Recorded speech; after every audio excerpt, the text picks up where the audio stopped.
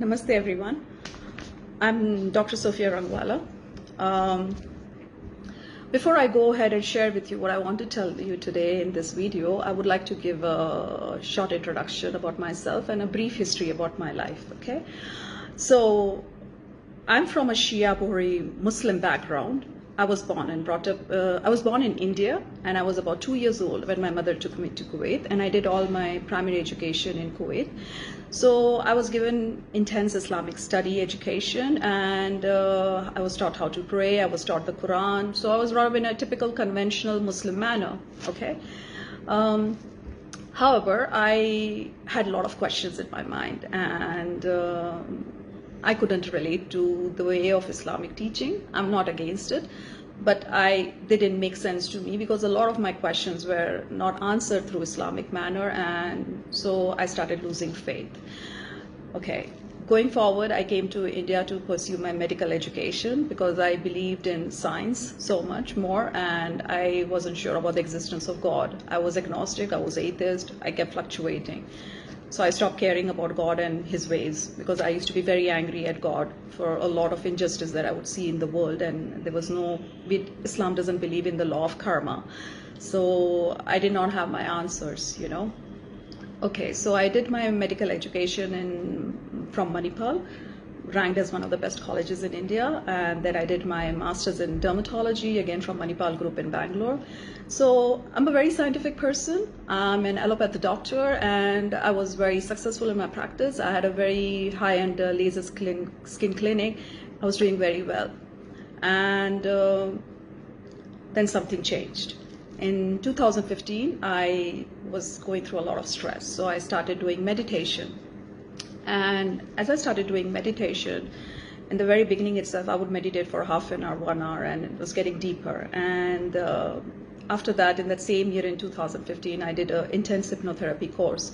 My subconscious mind opened up. I had glimpses of past lives now. Whether they're really past lives or what it was back then, I did not judge. I just left it, and I thought, okay, jo hai, so hai, it's okay. Then I started getting some messages in my meditation, and I was stunned. I questioned it because I was always very skeptical because of my logical mind, and I didn't start meditation for seeking God or for some spiritual reason. It was purely just to calm down my mind. But then spiritual things began to happen. So I got one day a very profound message, and I was stunned, and I asked the universe, I'm like, okay, if you really exist, who is speaking to me, in my head, then show me something tangible, which I cannot refuse. I want to see something. I want to see an external sign, right? If you're that powerful, then you can show it to me. And so it began. I started seeing the 333. It was everywhere. Right after I gave out this message, it was in my face. 333, 4 times 3. I would wake up at 3:33 a.m. exactly at night. I would see 3:33 p.m. I would see, I was very active on Facebook, so I would see a lot of likes and, 333, 3,333. I've got bills with 333. I have seen number plates with 333. This went on for a year, and this was way beyond coincidence. This was not confirmation bias. This was not something my mind was conjuring up. Apart from this, there were some other things also which came to light. Initially, I had a lot of struggle to accept them, but then certain divine gifts which I am born with, they surfaced up. I cannot elaborate to that on this video, but some of you who know me, they know what I'm talking about. So I had a hard time accepting a lot of things which started coming to me one by one, and then something else happened.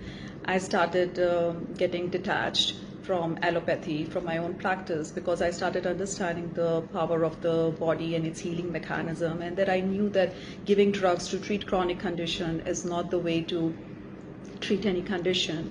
That we are not just this gross physical body. There is energy body, there are thoughts, there are emotions, and then there is our soul, and all of that needs to be addressed for a person to become all right. My patients weren't ready to listen to any of this when I would recommend them. Some of them did, most of them didn't. I started getting frustrated, and I quit my practice. So I threw away everything that I had worked for all my life. Since the age of 6 years old, all that I ever wanted to be was a doctor. And when I was at the pinnacle of my success, at the age of 38, I started losing interest. And just when I was there, you know, I didn't want it anymore. And I started letting go of it. It was just very effortless, and I was guided as well. I receive a lot of divine guidance in my meditation, and I believe in that now.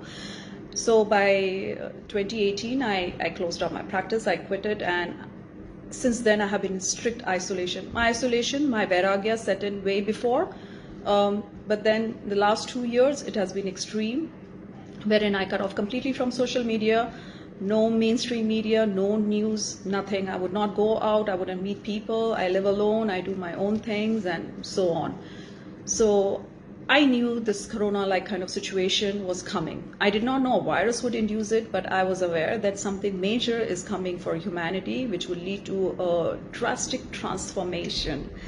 The way we are looking at this is from a very materialistic point of view, that this is causing so much of disaster and destruction and the deaths and all of that.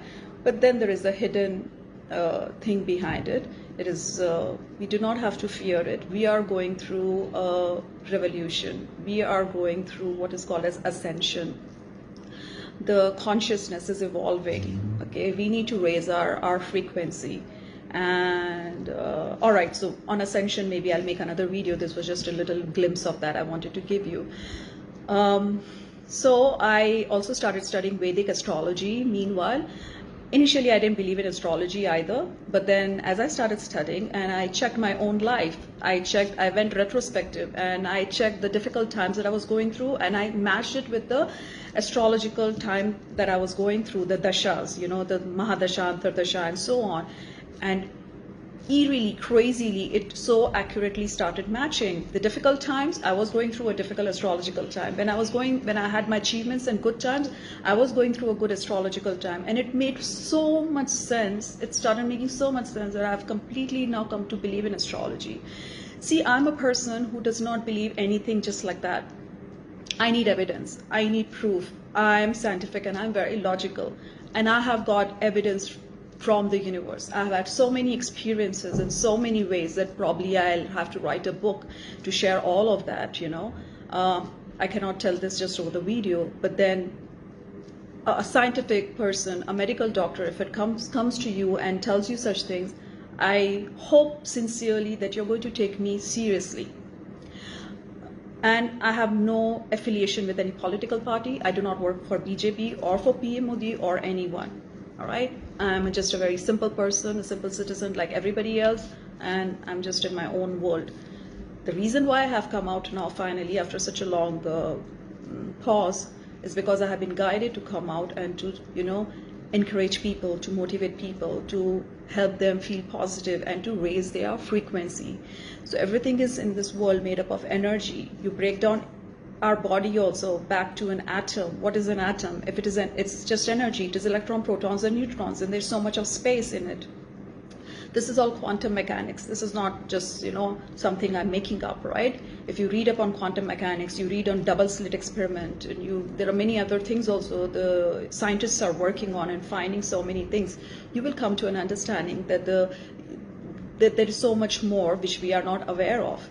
Okay, so now why? Okay, all of this, I've made my point just to emphasize that what I'm going to say next, please listen to it carefully. And my whole point was to build a credibility for myself, and I hope that I have been successful in doing that. All right, so when Modi ji asked us on 22nd March to clap our hands and come out in gratitude as a nation, the whole intention of that was to bring a collective vibration of gratitude, which is an extremely, extremely positive vibration. All right, and you know, in the past, doctors have been beaten up. There have been many cases, and I'll tell you, the medical fraternity has not been happy. Being a doctor, I can tell you, we have been very disgruntled and unhappy with the way people, you know, cause destruction and they beat up doctors and they break things in the hospital and so on. Yes, there are many corporate hospitals and doctors also who are not practicing correctly. But then that does not mean that every doctor is bad, right? One has to respect for what they're doing. So this was Modi ji's way of encouraging, appreciating and applauding the medical doctors who are going to be playing a very major role in the coming time, who are and who will be. We have come to a realization that we are soldiers with machine guns or with tanks and with all the weapons, with the finest and the most sophisticated weapons, is not going to be of any use to combat the virus. We have to now defeat this virus through our humanity by coming collectively forward. You see what is nature doing to us? You see what this tiny invisible virus doing to us? Yes, it has kept us all physically distant, but energetically it is bringing us together. It is bringing us in oneness. The entire world is now fighting against one virus in unity, which we totally lacked before. All this while we have always fought against each other. We have always done backstabbing or bad mouthing and whatnot, right? We and our neighbors and all. But see, today all of us are compelled, forced to come together and fight against this virus. So spiritually, this virus is actually bringing in unity, and it is helping humanity to come together in oneness. So that day on 22nd March, the whole idea was to bring in a collective high vibration of gratitude, which is extremely powerful, really very powerful. You can do your own Google search and check for it. Gratitude is one thing which can bring in miracles. Okay, now I'm not saying that the virus will suddenly disappear. No, it will do what it has to do. It will run its course. But by doing this, we are individually elevating our own vibrational frequency. And when you bow down to God in prayer, don't you say, thank you, God, for everything that you have blessed me with? You do that, right? So similarly, this was a gesture of gratitude, and this was the logic behind this. The logic which most people miss, and they only see with the physical activity that is being performed. Okay, so that was then. Now, why 5th April, Modi ji is asking us to come out and light the diya exactly for 9 minutes and at 9 p.m.? There's a spiritual reason behind this. Many of you will ridicule, again, astrology, but then let me tell you, astrology is for real.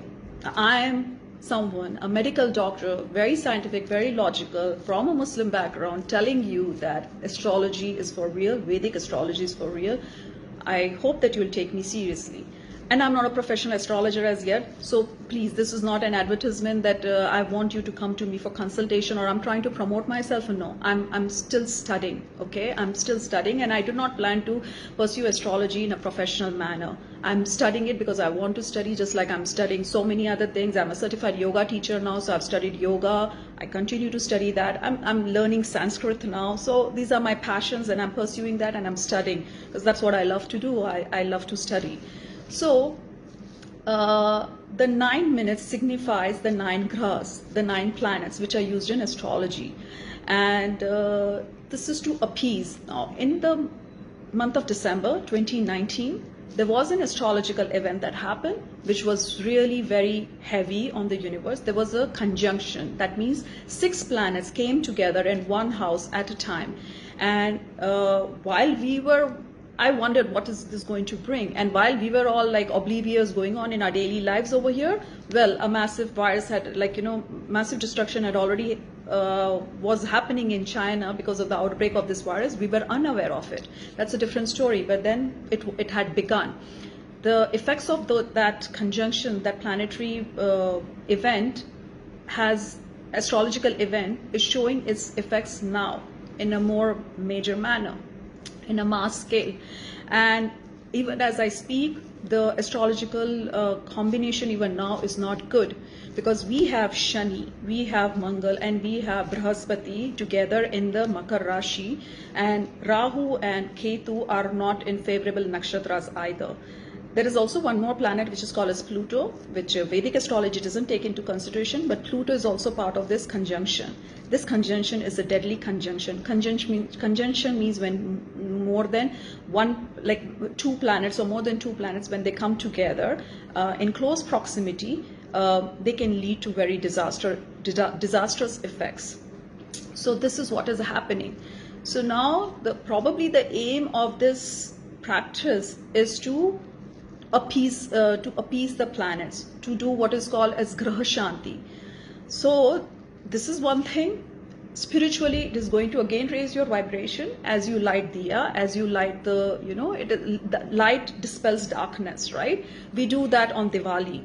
And in our prayers also, we do that. We always ask God that dispel the darkness from my heart, from my being, and bring me, illuminate my mind, illuminate my soul, illuminate my being, So this is a gesture. Also, this gesture is also about unity, that together we are united. And when we light this diya, this is going to dispel the darkness which is casted upon us by this virus. But astrologically, this is the significance. So the 9, why the 9? So that we can appease all the 9 grahas. 9 is also a number indicating of completion. It is end, because in the single digits, 9 is the last digit. After that, we come on to double digits. And as per numerology also, this is correct. There is also something else that is happening on the 4th. Now, if you see numerologically, 4, 4, and 2020. It's 4, 4, and when you add to in 2020, it is 4. So this is like 444, okay? So energy portal is opening up above, us, and there is going to be a massive cosmic energy waves which are going to be transmitted to Earth for the elevation of humanity, for the elevation of collective consciousness. This phenomena will continue even on the 5th of April. I don't know if Modi ji is aware of this or whether he is being made aware of this or not, but I am aware of it. There are many people world over who are spiritually inclined into meditation. They are also aware of it. Compared to the world's population, the number of these people is really very, very small. But we are aware, and we have been looking forward to this date of 4th April and 5th April. So, you will not feel anything different in your daily routine life. You will not feel, because you are not connected with these things, because you are so physically connected with your own existence. If you're spiritually connected, then you will understand what I'm talking about, and you're going to feel it. If you sit in meditation, you will actually feel this strong vibrations. If you're not into meditation, if you're not into spiritual practices, then you're not going to feel it. But there is going to be a subtle transformation that will happen world over. This subtle transformation is not going to be visible overnight or in a very short period of time. It's not like the coronavirus is going to disappear or suddenly we are going to be all, celebrating. No, this will go through its own phase. It will, as per astrology, some people are saying it's going to go on to September. Some people are saying June. I really don't know, but I know that it will run its own course, and this entire year is heavy on entire humanity. The virus, the economic implications, and so on. 2021 onwards, we will have a breather and things will get better. So during this whole period, there will be a lot of transformation that each one of us will go at an individual level. Old way of being will just break apart. There is going to be massive reforms in terms of our work structure, in terms of many, many things, relationships, our thought processes, we are being forced to introspect right now. We are being forced to stay back in our own homes, and to realize what we have been doing to Mother Nature, what we have done to animals, and many other things, right? So what you're going through this isolation period. You are being forced now to look within, to introspect, or just to sit by yourself and to question something that you haven't done for so long. But now the situation is forcing you to do it. So you are going through an inner transformation, whether you realize it or not, irrespective. Now, depending upon individual soul evolution and individual awareness, a person will go through the transformation. I have gone through this transformation already. I know what it is. It is not easy. It is difficult. But then the soul has to evolve, and at the end of the day, that is all that we are here for. Contrary to what we think otherwise, that we come here only just to take birth, we take our education, we get married, we work, we make money, we have our achievements and all that glories, and then, so on, and then we die. Question yourself, does it make sense? What is the point of this, right? Coming and going. If you're a Hindu and you believe in reincarnation, then what is the point of coming with multiple lifetimes again and again and again? Again, the idea is not just to live this mundane life. The idea is spiritual evolution. It is about soul evolution. And only when your soul evolves, when your soul grows and learns its lessons, you keep progressing. Otherwise, you're just going to be stuck in this cycle of life and death forever, and you will never come out of it, right? So we are at a time now that we are being forced and compelled to evolve, to break out of our limitations of our mind and ego, and to grow and evolve. This is a transformative phase, and this is not pretty. It is difficult. It will break you. It will make you go through so much. But stay strong. Stay strong. Know that this is for your highest good, irrespective of what's breaking down around you, the suffering and whatever. Understand that in the from a higher perspective, this is good for all of us. This is good for you individually. Stay strong. Please do not indulge in negative talks. Do not indulge in fighting with anyone. And pray, meditate, donate whoever, wherever you can, help whoever you can, and stay in a positive vibration, stay in hope, stay in gratitude, stay in oneness, and know that we will get through this as one humanity. This is not anymore about borders. This is not about political, geographical borders, race, religion. This is not about that. This is about just one humanity against the virus. The virus, if you look at it, it is not our enemy really, though it appears like our enemy, but it is our friend because it is helping us evolve. So with this, I will take leave, and I really hope and pray to each one of you that please stop mocking PM Modi and stop asking questions for which you do not have an understanding, you do not have answers, and please do come out on the 5th of April and let us show our unity to the universe and light the lamp, the candle, or in whichever way express your light, and be there, be present. Pray to whichever God you pray. Pray for all of humanity. Pray for your well-being, the well-being of your loved ones, the well-being of your enemies also, and for everyone. And pray that our entire humanity gets illuminated. Thank you so much. I'll take leave now. Namaste.